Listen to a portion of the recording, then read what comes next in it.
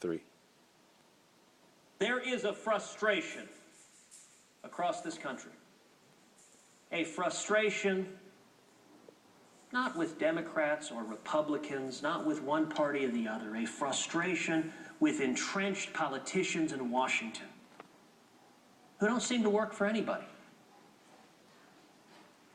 I'm convinced there's something incredible happening in this country, that the people are standing up and reminding the men and women of this body that every one of us works for we the people.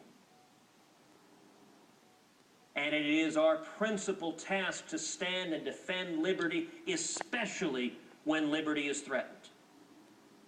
Indeed, that St. Crispian's Day speech had a same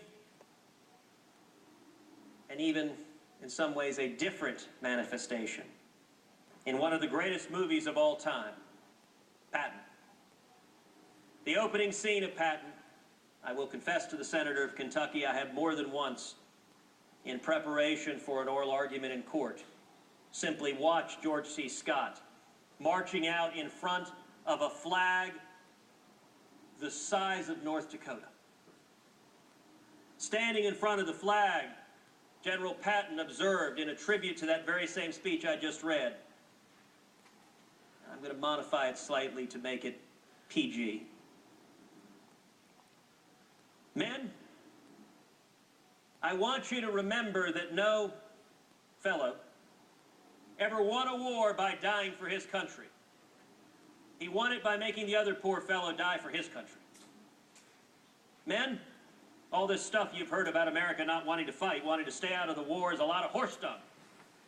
Americans traditionally love to fight. All real Americans love the sting of battle.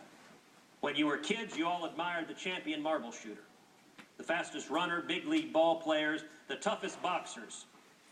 Americans love a winner and will not tolerate a loser. Americans play to win all the time. I wouldn't give a hoot in hell for a man who lost and laughed.